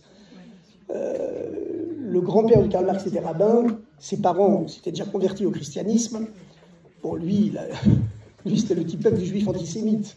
Mais enfin, il a créé l'idéologie communiste, une idéologie qui a quand même, à un moment donné, régné quasiment sur la moitié de l'humanité.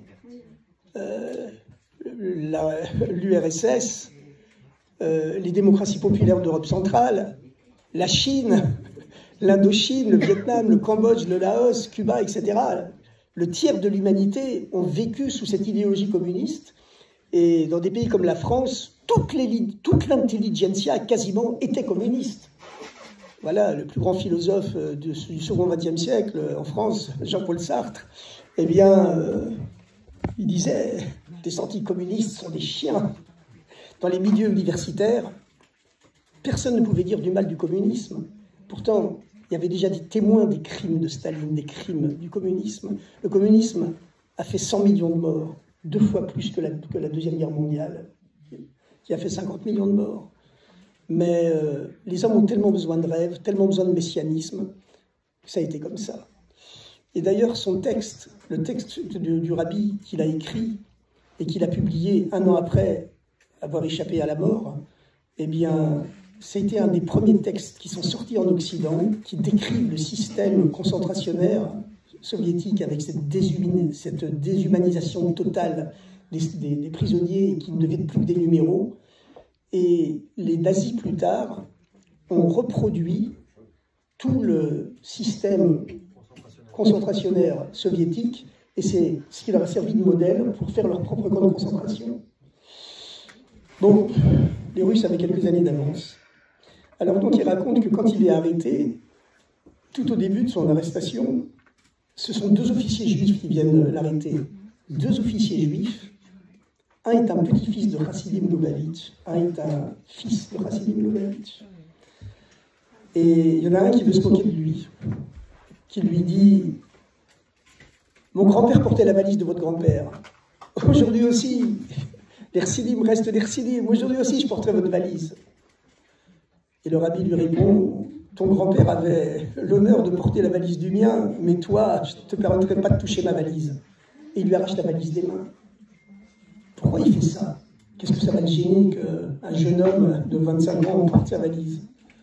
Mais le rabbi veut montrer que l'époque où un goy, et ces juifs antisémites, quelquefois, ils se conduisent pire que des goys. C'est sûr qu'au fond d'eux-mêmes, ils ont une âme juive.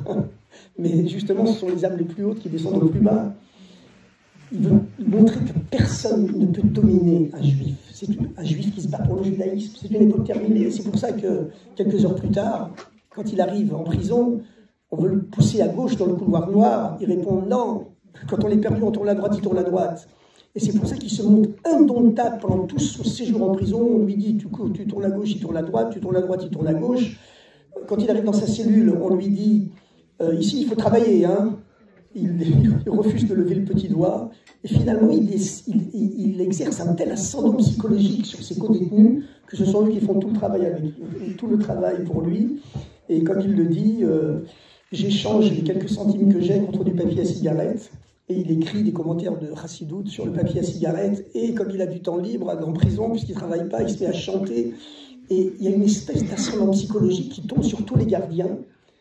Finalement, le gardien principal, qui est une espèce de sadique pathologique. Il raconte au rabbi que son thé n'a pas de goût, il n'a pas de saveur s'il n'est pas en train de torturer quelqu'un à mort.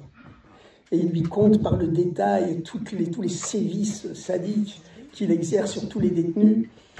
Et même ce sadique pathologique, vous savez, comme les Allemands plus tard dans les camps de concentration, ils nommeront des capots qui sont des sadiques, qui sont des malades mentaux, ou alors des repris de justice, des criminels, pour commander les autres détenus. Voilà, ils ont copié ça sur le système concentrationnaire soviétique. Et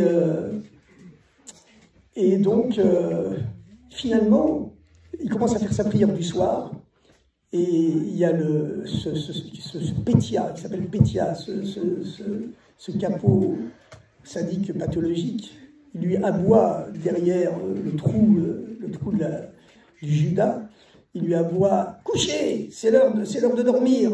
Et le rabbi répond « Je dois dire ma prière du soir, d'après la constitution soviétique, la liberté de religion existe dans ce pays, etc. etc. » Finalement, ce sera Pétia lui-même, le gardien, qui viendra lui dire quelle est l'heure de la prière. Alors, si un ensemble comme ça, il fait la grève de la faim pour obtenir cette filine, finalement il arrive à les réobtenir, et finalement quand on vient lui annoncer qu'il est libéré, ce qui était quelque chose d'incroyable, parce que chaque nuit, il pouvait se faire emmener pour être fusillé, comme à la base il avait été condamné à mort, il devait être fusillé, alors que dans cette prison, on ne sait jamais si le lendemain on sera encore vivant. Il répond « Je reste en prison, parce que je ne profanerai pas Shabbat ». Et finalement, il obtient finalement, par miracle, la possibilité de quitter l'URSS, mais il décide qu'il quittera l'URSS seulement avec sa bibliothèque précieuse, qui contient des manuscrits précieux qui sont des pièces de musée. La douane soviétique refuse de les faire sortir, et il répond « Je sortirai avec tous mes biens, tous mes manuscrits, sinon je reste en URSS ». Et de nouveau, le Kremlin craque, et répond qu'on lui donne tout ce qu'il veut et qu'il s'en aille. Et quand il arrive à Riga, un petit pays qui est neutre à l'époque et qui lui accordera sa citoyenneté, il arrive, il dit « Si je recevrais tout l'or du monde pour repasser par les épreuves que j'ai endurées, je refuserais. Et si on me donnait tout l'or du monde pour m'enlever les épreuves que j'ai endurées, je refuserais aussi. » Et un an plus tard, il écrit sa première lettre pour célébrer son premier anniversaire de libération, qui était le jour même de son anniversaire d'ailleurs, du Beit Tammuz. Il écrit « Sachez que ce n'est pas seulement moi qui ai été libéré. Tous les Juifs du monde ont été libérés, qu'ils soient religieux ou pas religieux. Même ceux pour qui le nom d'Israël n'est qu'un surnom. Ils sont tellement assimilés que pour eux c'est seulement un surnom, c'est plus leur nom, le fait d'être juif, le nom d'Israël. Eux aussi ont été libérés avec moi. » Et 40 ans après sa libération, c'était en 1927, son emprisonnement et sa libération, 40 ans après, en 67, il y a eu la guerre des 6 jours. Et notre rabbi, le rabbi, a commenté la guerre des 6 jours en disant « Quand le rabbi précédent est sorti de prison, il y a exactement 40 ans, et qu'il a dit « C'est pas seulement moi qui ai été libéré, tous les Juifs du monde ont été libérés. Kol Michel Israël Yechouné, tout celui qui est surnommé par le titre d'Israël a été libéré avec moi. » On n'a pas compris ce qu'il voulait dire. Il a fallu 40 ans pour que le monde entier voie que lorsqu'un juif se conduit dorénavant avec la même fierté, la même détermination que le rabbi Yosef Yitzhak a eu en prison, ne faire aucun compromis et dire que, avec cette conscience que plus jamais un goy pourra dominer un juif, il a fallu 40 ans pour voir que ça s'applique à tous les juifs du monde, y compris à cet État qui est Israël, quelque part de surnom, mais qui mérite d'être libéré et qui donne exemple de fierté à tous les Juifs du monde. Bon, le rabbi précédent, vous savez, il a eu une vie terrible. Hein. Il a connu les bombardements nazis en Pologne, au début de la guerre 39-45. Il aurait pu quitter la Pologne avant la guerre. Il a refusé pour rester avec ses frères. Bon, finalement, il a pris le dernier bateau qui quittait l'Europe du Nord vers l'Amérique. Il est arrivé en Amérique en 1940. En disant il faut reconstruire ici tout ce qui a été détruit dans l'ancien monde, il faut le reconstruire dans le nouveau monde. Et puis le rabbi lui a succédé. Le rabbi c'est le 7e rabbi. Bon, alors le rabbi c'est le 7e rabbi, vous savez, le premier commentaire du rabbi lorsqu'il devient rabbi, c'est... Bon, le rabbi, évidemment, c'est comme Shabbat, c'est le 7e jour. Hein. Le rabbi c'est le 7e rabbi. Donc quelque part, comme il n'y a aucun rapport entre le Shabbat et les 6 jours précédents, quelque part, entre guillemets, il n'y a aucun rapport entre le rabbi et les 6 rabbis qui l'ont précédé. Bien sûr, le rabbi n'est que le fruit des rabbis précédents. Il est la 7e rabbi, il est la Sfirat Malchut de la royauté, qui ne fait que recevoir la lumière des sphirotes plus hautes, des sphirotes précédentes, celle qui est en dessous de tout, comme l'avait dit le Admour Hazaken à la cour du Tsar. Mais son premier commentaire, qui le sacre en tant que rabbi, qu'est-ce qu'il dit le rabbi? Notre rabbi, quand il devient rabbi, il raconte un midrash. Qu'est-ce que dit ce midrash? C'est un midrash très ancien, très connu, qui dit, lorsque Dieu a créé le monde, Dieu habitait le monde matériel. Mais ensuite, les péchés des hommes l'ont chassé. Il s'est exilé au 1er ciel, ensuite au 2e, finalement au 7e. Ensuite, se sont levés 7 maîtres qui, petit à petit, ont ramené Dieu, petit à petit, vers la terre. Abraham, le premier, a ramené Dieu du 7e au 6e ciel. Yitzhak, du 6e au 5e. Quand Moïse est né, Dieu était déjà redescendu au premier ciel, mais il était quand même prisonnier du ciel. Et comme Dieu était prisonnier du ciel, le peuple de Dieu, le peuple juif, était esclave sur terre, dans le monde matériel. Mais comme Moïse était le 7e, il a réussi à ramener Dieu du premier ciel sur la terre. Et comme Dieu est redescendu dans le monde matériel, le peuple de Dieu a été libéré, plus seulement spirituellement, mais aussi matériellement. Et il a pu reconquérir sa terre en Eretz Israël, etc. Le rabbi dit dans ce premier commentaire, qui est le 50e rabbi, c'était une chose que personne n'avait jamais entendue dans le judaïsme. Et le rabbi dit, à notre époque aussi, comme on est la 7e génération, depuis le Admour Hazaken, Dieu redescend dans le monde matériel. Tous les juifs du monde seront libérés, tous les juifs du monde seront sauvés. Nous sommes la dernière génération de l'exil et la première des temps messianiques. Amen. Pourtant, en 1967, après la guerre des 6 jours, le rabbi refusera de dire qu'on est rentré dans les temps messianiques. Il dira la victoire miraculeuse des 6 jours, la résurrection miraculeuse du peuple juif sur sa terre en Israël, c'est un avant-goût des temps messianiques. C'est une bouchée de cette sécurité totale, de cette paix totale qu'on aura lorsque le Mashiach sera là. C'est un avant-goût, mais ce n'est pas les temps messianiques encore. Alors vous savez, cette dimension divine qui s'est incarnée dans le monde matériel et qui fait que plus jamais un goy peut dominer un juif, le rabbi a toujours voulu la transmettre à tous les gouvernements israéliens, à tous les juifs du monde. Selon vous, ce sera dans la souffrance ou alors... Pas du tout dans la souffrance, ça doit être uniquement dans le bonheur, uniquement dans la joie. Parce que là, pour l'instant, avec Israël, ce qui se passe là-bas... Oui, c'est vrai, c'est vrai. Alors, écoutez, je pense que beaucoup d'entre vous qui étaient là quand j'ai fait ma conférence sur l'histoire d'Israël.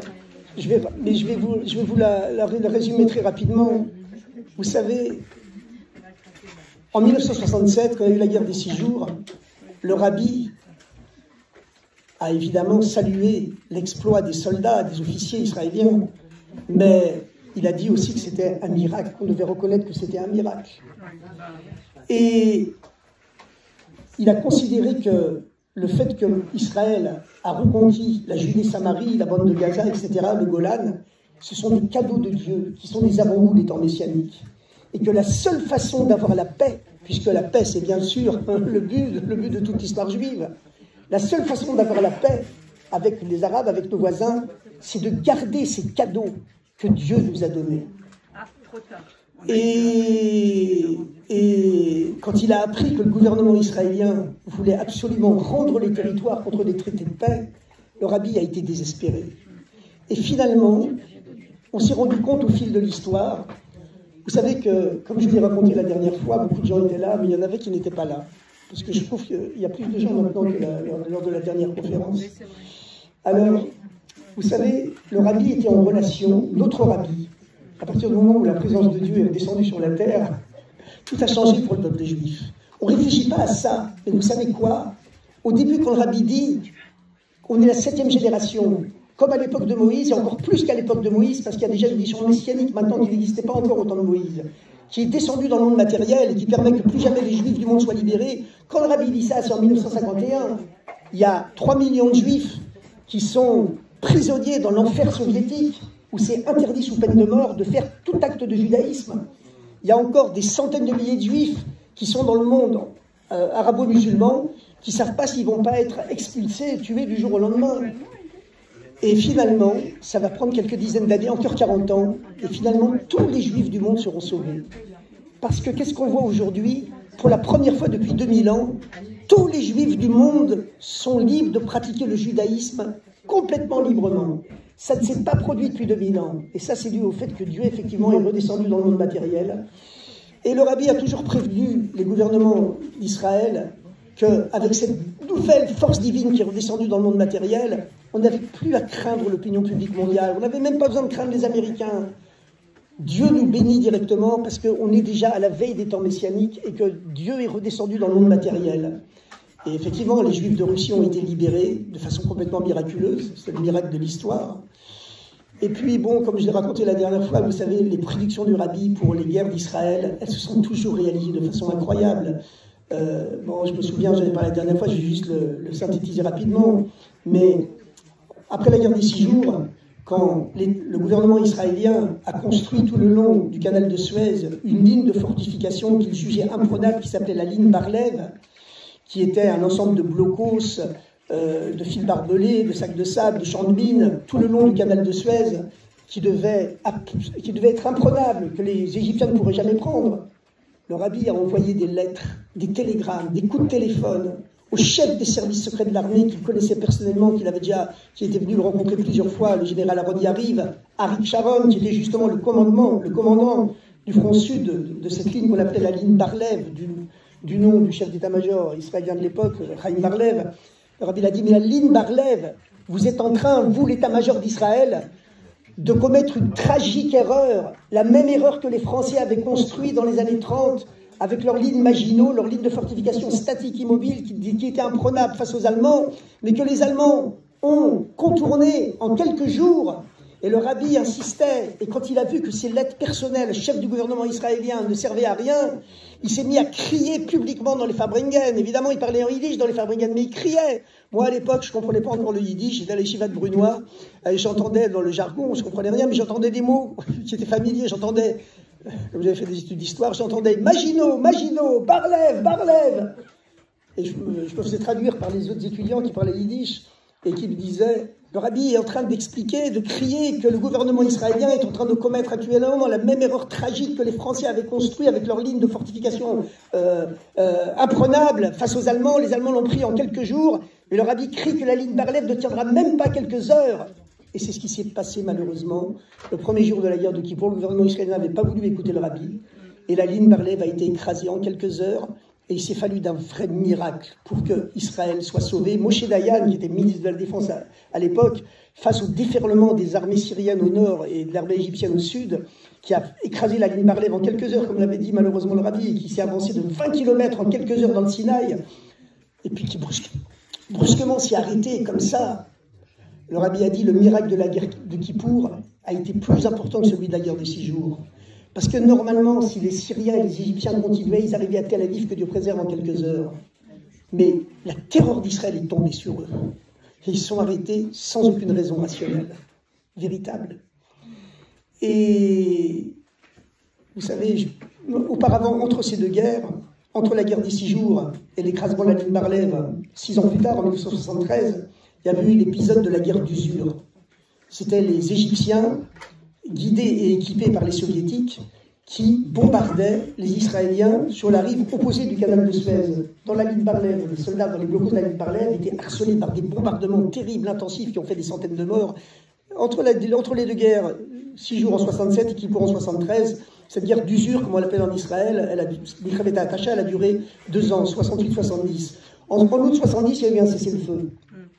Et le Rabbi a envoyé des lettres, des télégrammes, des coups de téléphone et des contacts directs au chef des services secrets de l'armée, le général Aaron Yariv, qui connaissait personnellement, à Arik Sharon, qui le connaissait personnellement, à qui il avait sauvé la vie une fois par un vrai miracle. Arik Sharon, en 68, était en entretien personnel avec le Rabbi. Ils sont restés 2 heures. Il pensait que le Rabbi lui parlerait que de religion, et le Rabbi lui a parlé que de stratégie militaire. Et à la fin de l'entretien, Sharon a dit au Rabbi, vous savez, j'ai mon avion là, tout de suite je dois partir. Le Rabbi lui a dit, non, tu prendras l'avion suivant, c'est pas grave. Il a beaucoup insisté, Sharon a accepté. L'avion que Sharon devait prendre a été détourné en Algérie. Ils avaient appris qu'il y avait un général israélien important qui serait sur ce vol. Et il n'était pas là. Il a été sauvé par le Rabbi. L'année d'après, Sharon est revenu voir le Rabbi. Il lui a demandé, mais pourquoi vous ne m'avez pas prévenu carrément que l'avion serait détourné? Le Rabbi lui a répondu, Dieu cache ce qu'il veut et dévoile ce qu'il veut. En tout cas, en 70, quand il y a eu le cessez-le-feu sur la guerre d'usure, le Rabbi a écrit, a téléphoné, a parlé directement à Sharon, à Yariv et à tous les chefs d'État israéliens, au président de l'État, Zalman Shazar, etc., avec qui il avait des liens très proches. Il a supplié Israël de ne pas accepter le cessez-le-feu en disant « Mais tout celui qui n'est pas conscient que les Égyptiens, guidés par les Soviétiques, ont voulu ce cessez-le-feu uniquement pour préparer leur prochaine guerre et qu'à cause de ce cessez-le-feu, ils peuvent maintenant implanter des batteries de missiles anti-aériens tout le long du canal de Suez qui paralyseront l'aviation israélienne lors de la prochaine guerre qui va devenir atroce. Et le rabbi pleurait dans les Fabringen. On l'accusait d'être un militariste, d'être un excessif. Le rabbi disait, mais vous savez, moi, je ne supporte même pas de voir un animal tué devant moi. Mais il pleurait à cause de la prochaine guerre. Et c'est ce qui s'est passé exactement pendant la guerre de Kippour. Hein. Les premiers jours de la guerre de Kippour, tous les avions israéliens étaient abattus malheureusement par les batteries de missiles, les SAM-4, SAM-5, SAM-6, que les soviétiques avaient, à l'ombre de ce cessez-le-feu, avaient installé tout le long de la... Bon, etc. Ensuite, vous savez, quand il y a eu les accords d'Oslo en 93, le rabbi a prévenu tout ce qui allait se passer, que ça déboucherait sur une deuxième intifada. Et c'est ce qui s'est passé. Et quand Sharon, qui connaissait très bien le rabbi pourtant, a évacué Gaza en 2005, le rabbi n'était plus là à l'époque, mais ses disciples, on a tous été voir Sharon, on l'a supplié de ne pas évacuer Gaza au nom du rabbi, mais il n'a pas été capable d'écouter. Il y a eu ce qui s'est passé avec... il y a eu ce qui s'est passé avec le 7 octobre, etc. Mais maintenant, vous savez quand même, Bibi Netanyahou, on peut lui reprocher plein de choses, mais en tout cas, il a été reçu personnellement plusieurs fois par le rabbi, il a été très très impressionné. Et il a reçu des bénédictions incroyables du rabbi d'ailleurs. Quand il avait dit au rabbi qu'il arrêtait d'être ambassadeur d'Israël à l'ONU, qu'il allait devenir Chaver Knesset, membre du Parlement israélien, il y a 120 députés au Parlement israélien, le rabbi lui avait dit « Alors, tu auras 119 personnes contre toi, mais c'est pas grave, parce que Dieu est avec toi. » Et il a battu tous les records de longévité politique en Israël, plus que Ben Gurion. Bon, en tout cas, c'est clair que si on avait écouté le rabbi, qui était conscient de cette force divine, de cette présence de Dieu qui est redescendue dans le monde matériel, et qui fait que tous les juifs du monde aujourd'hui, on ne peut plus être dominés par l'égoïsme, c'est fini, on a cette force pré-messianique. Et le rabbi a tout fait pour la communiquer à l'ensemble du peuple juif, et également au chef du gouvernement israélien.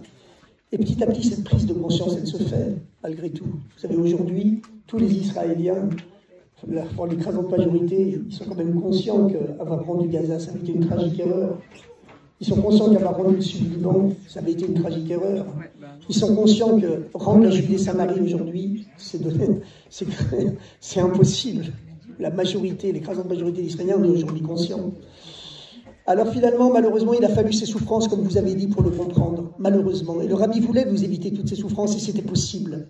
Vous savez, le rabbi pleurait quelquefois dans les Fabringen, à cause de toutes ces souffrances que l'incompétence du gouvernement produisait sur nos frères d'Eretz Israël, et finalement sur nous tous, malheureusement, parce que notre sécurité en diaspora, elle dépend de ce qui se passe en Israël. Mais finalement, il faut savoir une chose. Comme toutes les prédictions du rabbi sur Israël se sont réalisées, toutes ces prédictions, lors de la guerre d'usure, pour la guerre de Kippour, pour les accords d'Oslo, dont le rabbi avait dit au départ que ça porterait une catastrophe, ça a été la catastrophe de la deuxième intifada. La première intifada, c'était l'intifada des pierres entre 1987 et 90. Elle a fait 50 morts en Israël parce que les pierres pouvaient tuer.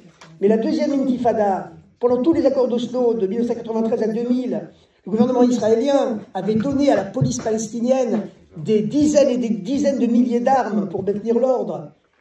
Dès que les accords d'Oslo ont échoué, qu'ils ont refusé le partage de Jérusalem, tous ces policiers palestiniens, ils ont retourné les armes que Israël leur avait données contre nous, contre les citoyens israéliens. Et tout le monde s'est rendu compte que la prophétie du rabbi, malheureusement, elle s'était réalisée. Je dis malheureusement, hein, on aurait préféré qu'elle ne se réalise pas, parce que vous savez que si un prophète annonce des mauvaises choses qui ne se réalisent pas, ça ne veut pas dire que c'est un faux prophète. S'il annonce des bonnes choses qui ne se réalisent pas, là, ça veut dire que c'est un faux prophète. Mais pas si les catastrophes qu'il annonce se réalisent. Ne se réalisent pas, je veux dire, parce que Dieu peut changer le mal pour le bien, mais il ne change pas le bien pour le mal. Bon, en tout cas, il faut savoir une chose, c'est que le rabbi vous a donné cette force, vous a dit que l'époque où un goy peut dominer un juif, c'est une époque terminée, il ne faut pas avoir peur de l'antisémitisme, c'est pas vrai, il ne faut pas fuir la France, c'est pas vrai, le mot fuite n'existe pas chez nous. Si on va en Israël, c'est qu'on y va la tête haute, parce qu'on pense qu'on pourra mieux servir le peuple juif en Israël qu'ici. Chacun sa place. Il y en a à leur placer en Israël, il y en a à leur placer ici. C'est comme ça, tant que ma chair n'est pas complètement dévoilée. Mais la prophétie du rabbi, qu'il a répétée des dizaines et des centaines de fois, si ce n'est pas des milliers, que Mashiach est beaucoup plus proche aujourd'hui que tout ce qu'on peut imaginer, comme toutes ces prophéties se sont réalisées. eh bien cette prophétie-là, c'est certain qu'elle va se réaliser très prochainement. Chers amis, vous savez quoi? Je me sens dans l'obligation de vous proposer ce livre, que je vais vous dédicacer maintenant. Il coûte 25 €. Je ne peux pas le rendre moins cher, mais franchement, c'est voilà. Donc, avec plaisir. Je le dédicace avec plaisir. J'attendais que vous disiez. Ouais. Vous parliez du Mashiach. On est dans le sixième millénaire, que le Mashiach viendrait très bientôt. Il y a des versets dans le Talmud qui disent qu'il faudrait qu'on respecte un Shabbat tous ensemble.